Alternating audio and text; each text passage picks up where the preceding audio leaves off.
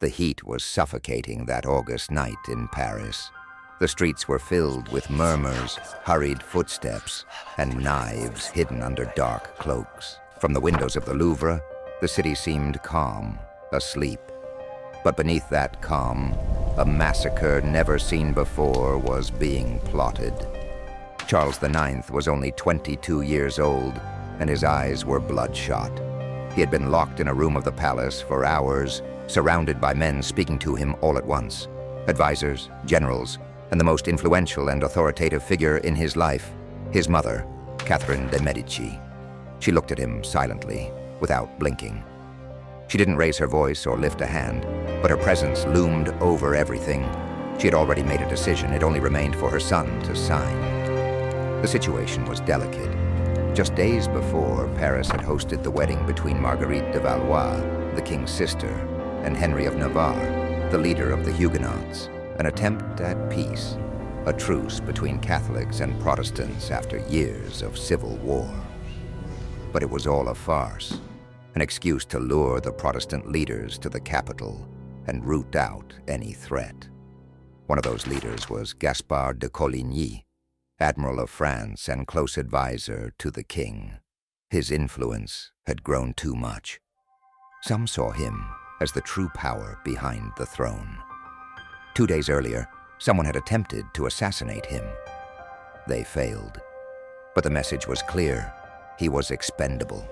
Charles didn't want to sign the order. Trembling, he said it was too much, that they should only punish the guilty. But his mother's voice prevailed. "We cannot let them rise against you," she told him. "It's now or never, either them or you." In the end, the king gave in. He gave his consent to eliminate Coligny and the Huguenot leaders who were still in Paris. It was a limited, precise, surgical order. But when night fell, it was already too late for control. The bells of Saint-Germain-l'Auxerrois rang at midnight, and with that sound, hell began.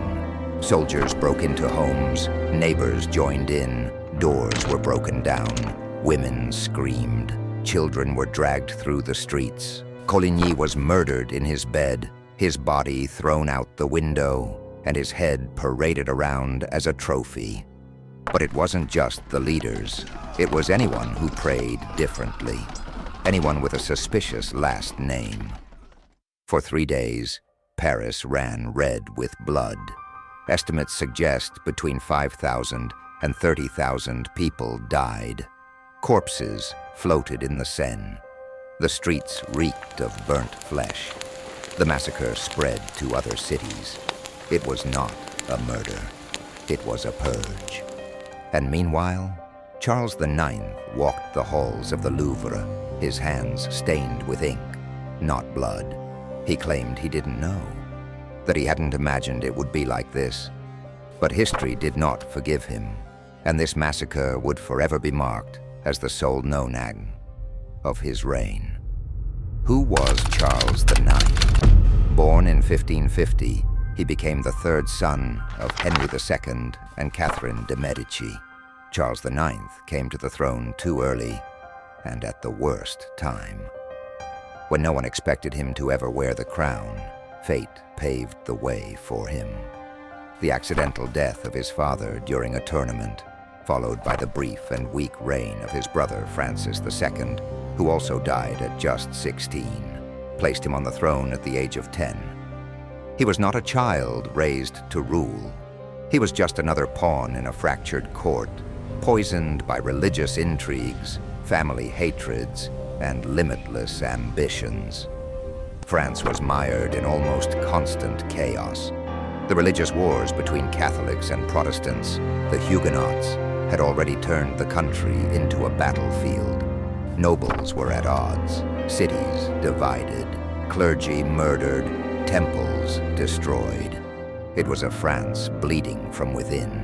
And in this scenario, a sickly, impressionable, and weak boy was proclaimed king.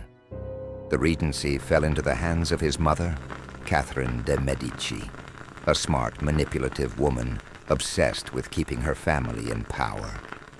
Catherine didn't educate her son to rule, but to obey. She filled his head with fears, surrounded him with servile courtiers, and isolated him from any figure who could offer him a different perspective. Years later, some chroniclers claimed that Charles feared his mother more than the devil himself. No one respected him, not even his own captains. Catherine decided, Catherine ordered, Catherine forgave or eliminated. Charles only signed. In private, the young king lived consumed by fragile health and a deteriorated psyche. He suffered from anxiety episodes, recurring fevers, chronic insomnia, and what some doctors described as pains of the soul. He was known for having sudden fits of anger, followed by days of total apathy. The few friends he had were hunters, musicians, or jesters, people without real power, who couldn't overshadow him or question his decisions. He took refuge in hunting with an almost obsessive compulsion. He could spend entire days in the woods chasing wild boars or deer, as if in every animal he killed, part of the rage inside him escaped. More than a king, he seemed like a soul cornered by his own fear. Meanwhile, the crucial decisions of the kingdom were made behind his back. Catherine wove alliances with one faction and then another, kept the Protestants under control with empty promises, and favored the Catholic faction when it suited her. The court was a nest of vipers, and Charles could barely raise his voice without someone contradicting him, or worse, ignoring him altogether. But his insecurity was not harmless. That weakness, that malleable character, ended up turning him into the perfect instrument for executing atrocious decisions. He was the kind of king who didn't give orders, but signed them. Someone who didn't plan massacres, but ended up justifying them. A monarch without a will of his own, trapped between obedience to his mother and the fear of losing the throne. This is how Charles IX grew up, surrounded by blood, lies, and betrayals, educated not to govern, but not to get in the way. And when the moment came that France needed a leader, Charles could only offer what he had: silence, trembling, and consent. Since the death of her husband, Henry II, Catherine ruled from the shadows, first through Francis II, a fragile and easily manipulated teenager, and then through Charles IX, her third son, who would become her most obedient puppet. But Catherine did not limit herself to preserving the throne for her lineage. Her ambition went further. She wanted to control France like a chess game, sacrificing minor pieces, plotting long-term moves, and always staying one step ahead of her enemies. And enemies she had plenty. The Huguenots, French Protestants, had become a political and military force within the kingdom. They controlled cities, formed armies, and demanded rights. But there were also the Guises, radical Catholic nobles, who despised the Protestants and distrusted Catherine, whom they saw as a foreigner without faith. Between these two factions, Catherine moved with surgical coldness, temporarily allying with one to weaken the other, sowing distrust, and negotiating poisoned truces that she never intended to keep. Her most powerful weapon was diplomacy, disguised as kindness. Catherine wrote sweet letters while organizing purges, smiled at receptions while arranging murders in private. For years, she managed to maintain the impossible balance between enemy factions, preventing any from gaining enough power to directly challenge her. But that balance had an expiration date. It was then that she plotted one of her riskiest moves, the marriage between her daughter, Marguerite de Valois, and Henry of Navarre, the leader of the Huguenots, a gesture that on the surface sealed the reconciliation between Catholics and Protestants, a symbol of peace, of unity, but also a carefully designed trap. because beneath the fireworks of the wedding hid a decision made in the darkest hallways of the Louvre: neutralize the Huguenot leaders once and for all. In the days leading up to the wedding, the city of Paris filled with Protestant nobles. They had come to the wedding trusting in royal guarantees. Catherine welcomed them with smiles, banquets, and promises. Henry of Navarre seemed integrated. Coligny, the great Protestant admiral, was gaining more and more influence over the young king, and that Catherine didn't like. She knew that if she didn't act soon, Coligny would end up replacing her in the circle of power. She couldn't allow it, not after having controlled France for nearly 2 decades. So she started pulling her strings. Discreet meetings with the Guises, contacts with the most radical Catholic sectors, rumors spreading like poison through the palace walls. Tensions rose, but in public, everything was celebration. Catherine smiled while organizing the blow. It wasn't an impulsive reaction or an improvised decision. It was a meticulous strategy. The royal marriage was only the first piece on the board. The others would begin to fall, one by one, in a matter of days. In this game, her son Charles IX was nothing more than a pawn. He hesitated, trembled, changed his mind every few hours. But Catherine knew how to handle him. A few tears, a veiled threat, the pressure of loyal ministers, and Charles ended up giving in, as always. Catherine didn't wield the sword, but she sharpened the daggers. She didn't pull the trigger, but she chose the exact moment to hand it over. The most powerful mother in Europe was about to deliver the most brutal blow of her life. It wouldn't be her who bled, but her enemies. And within the walls of Paris, under the pretext of a royal wedding, the trap was already set. The eve of the massacre. The wedding between Marguerite de Valois and Henry of Navarre took place on August 18th, 1572. Paris was overflowing with Huguenot nobles who had arrived from all over the country to attend the event. The city, deeply Catholic, looked at them with suspicion. Tension was palpable. But at court, Catherine maintained the facade. Banquets, dances, parades, everything appeared to be a historic truce. The Protestants thought they had gained ground, that France was finally moving toward reconciliation. No one imagined they were trapped in a snare. At the center of this unstable balance stood Gaspard de Coligny, the Protestant admiral, a war veteran, charismatic, admired by his followers and feared by his enemies. In the days following the wedding, Coligny used his closeness to the king to further consolidate his influence. He spoke with Charles in private, persuading him with soft speeches, talking about war against Spain, national unity, and glory. Charles, young and impressionable, seemed to listen to him devoutly. And Catherine noticed every private conversation between her son and Coligny was a direct threat to her power. Then, on August the 22nd, the inevitable occurred. An anonymous shot struck Coligny in the street as he returned from an audience with the king. The bullet shattered his arm and left him wounded, but not dead. Paris held its breath.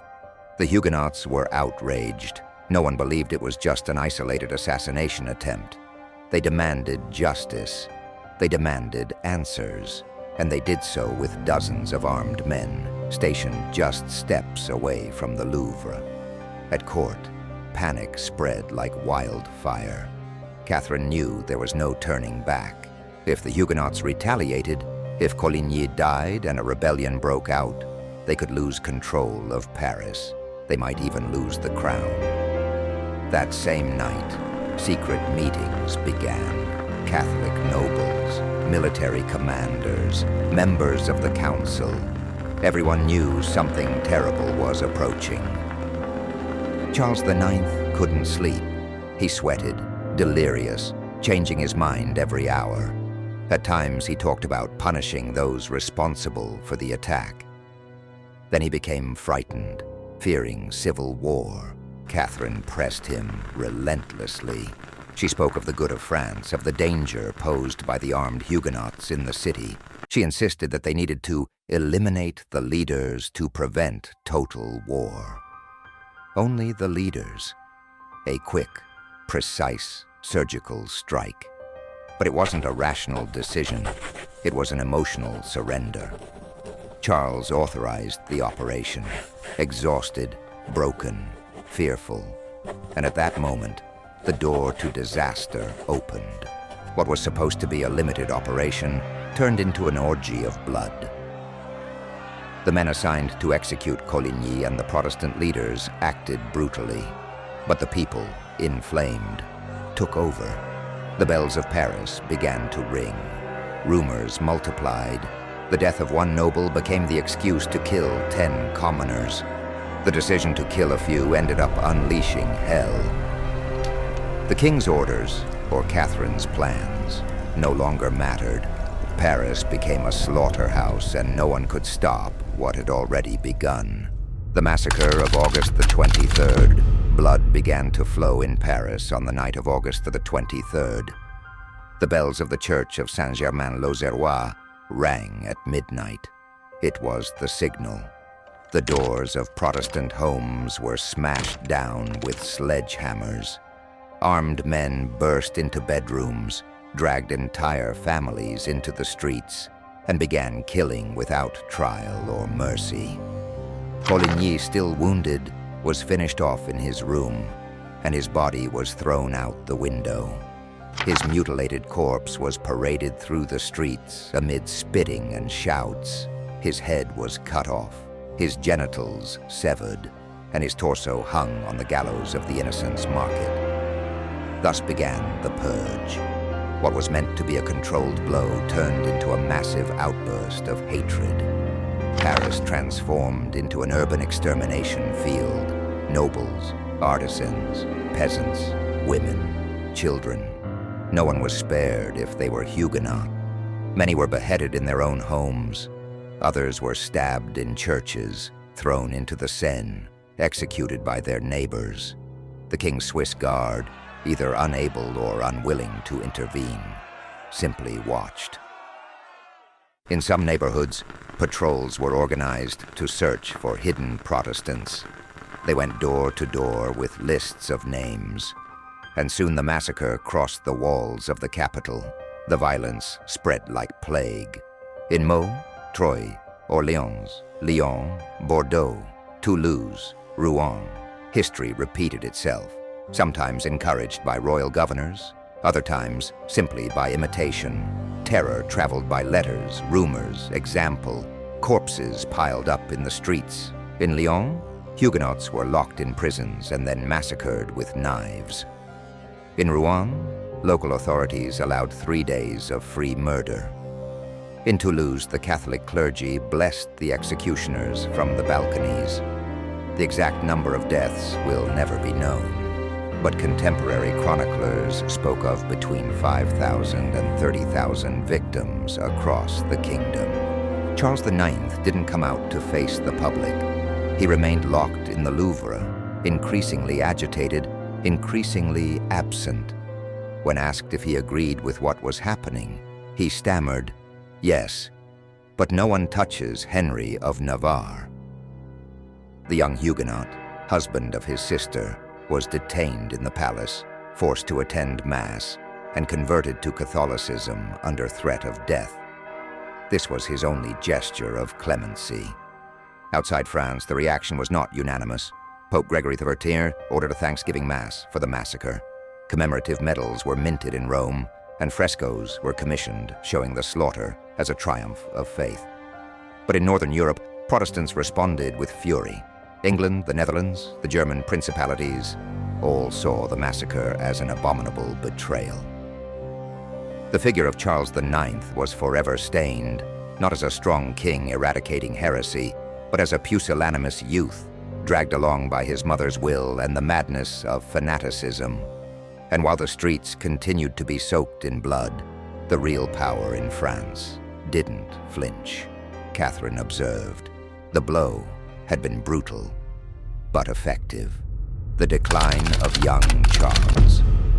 The young man who had never had a will of his own now consumed himself in guilt, fear, and self-hatred. The court doctors saw him deteriorate with each passing day. Night sweats, vomiting blood, fevers that wouldn't subside. His body, thin since childhood, began to waste away. But the worst wasn't physical. The worst was in his mind. Charles began to hallucinate, waking up startled by nightmares where he heard screams, knocks on the door, the sound of bells. He said he saw corpses hanging from the balconies, even though his window faced the garden. His entourage didn't know how to act. Catherine, though still present in power, began to notice that control over her son was slipping away. Charles distrusted everyone. He constantly changed his mind. He isolated himself for days without receiving anyone. He began to cling to music as his only source of comfort. His mental health had crossed a point of no return. The throne of France was occupied by a ghost. The relationship with his mother, until now dominant, began to strain. Charles began to see her for what she always was, the intellectual author of the massacre, the voice that pushed him to sign the order that still tormented him. But France didn't stop. The wars of religion continued, more bloody and fragmented than ever. The Protestants who had survived did not forget. Trust in the monarchy had collapsed, and the kingdom was divided, impoverished, on the verge of collapse. The Catholic nobles distrusted the king for his weakness, and the Protestants for his betrayal. Amidst it all, Charles IX no longer governed. He barely breathed. He clung to his dogs, his musical instruments, the few moments when his mind found peace. Sometimes he wrote letters full of regret, which he later ordered burned. It was said that on his deathbed, he muttered the names of the murdered, that he talked to himself, eyes wide open, as if seeing something no one else could see. In June 1574, at just 23 years old, the king's body gave in. Tuberculosis, compounded by his broken mental state, consumed him quickly. His skin was gray, he coughed up blood, and he could barely stand. He died slowly, amidst hallucinations, convulsions, and laments. Death and legacy of a manipulated king. Carlos IX died on May 30th, 1574, at the Château de Vincennes, far from the hustle and bustle of Paris and surrounded by an uncomfortable silence. He was only 23 years old, but his body resembled that of an old man. His skin was pale, his lungs destroyed, and his mind broken. In his final days, he barely recognized those around him. He mumbled confused prayers, names of the dead, fragments of childhood songs. His death was not dignified. It was a collapse, slow, dirty, almost anonymous. The news spread quickly. Catherine de' Médici was the first to receive it. She shed no tears. There was no sincere mourning. She simply began calculating her next moves. Her son had died, yes, but she still had cards to play. The throne had to pass to the next male heir, Henri de Valois, Carlos's younger brother, an ambitious young man trained in the same games of power, who at that moment was in Poland, where he had been crowned king of the Polish-Lithuanian Commonwealth. Without losing a minute, Catherine organized his return. For a few days, France was left in a strange limbo. There was no king present, and the country was governed by the ever-present regent. In the halls of the Louvre, nobles whispered anxiously. The Huguenots held their breath. The Valois monarchy hung by a thread, but royal power, though weak, had not yet completely collapsed. Catherine assumed the void as she always had, with a firm hand and a marble face. When Henri de Valois learned of his brother's death, he knew he had to choose: stay in Poland or return to France and claim his right. And he did not hesitate. He fled Krakow in disguise, abandoning the throne he had worked so hard to obtain, and returned to Paris to be crowned as Henry III, a more cunning, colder monarch, but equally trapped in the web of religious conflicts that had devoured his brother. Carlos's body was buried with the honors due to a king, but without glory. The ceremony was sober. No one went out of their way to preserve his memory. There were no monuments, no eulogies, no public lamentations. His figure had been irreparably stained by the St. Bartholomew's Day massacre, the event that defined his reign. Carlos IX was not remembered as a despot, nor as a reformer, nor even as a martyr. He was remembered for what he truly was, a tragic puppet in the hands of forces far greater than himself. History did not grant him redemption. For the Protestants, he remained a traitor. For the most radical Catholics, a weakling without conviction. For his own, a shadow that needed to be forgotten as soon as possible. And as his name faded, France prepared for a new era of blood, betrayal, and struggle for power, just as ruthless as the previous one. France, after Carlos IX. The death of Carlos IX brought neither peace nor respite, only a change of name on the crown. Henry III, the new king, returned from Poland, convinced that he could steer the country back on course. But he soon discovered that France was a minefield. The wounds opened by the St. Bartholomew's Day massacre had not healed. On the contrary, they had become infected. The surviving Huguenots no longer sought dialogue. They demanded guarantees, autonomy, and justice. Some took refuge in fortified cities and formed armies. Others, like Henry of Navarre, became symbols of resistance. The war was not open and total, but there was no peace either. It was a latent conflict, endless, with small truces that broke at the slightest touch. Each new edict of tolerance was met with anger by one side and suspicion by the other. Henry III tried to govern from ambiguity. He appeared pious but negotiated with Protestants. He swore loyalty to Rome but maintained dialogues with heretics. His decisions satisfied no one. Soon he was surrounded by a fanatical Catholic league led by the House of Guise, which despised him. At the same time, the Huguenots distrusted his intentions. The throne became a shaky chair, surrounded by knives. Meanwhile, Catherine de' Medici aged without losing influence. She died in 1589, just months before her last son, Henry III, was assassinated by a fanatical monk. With her death, the Valois dynasty came to an end. 3 brothers had reigned: Francis II, Carlos IX, and Henry III. None ruled firmly, and none left an heir. All were victims of their time, of the religious wars, and of the weight of a mother who had used them as chess pieces. The chaos did not end there.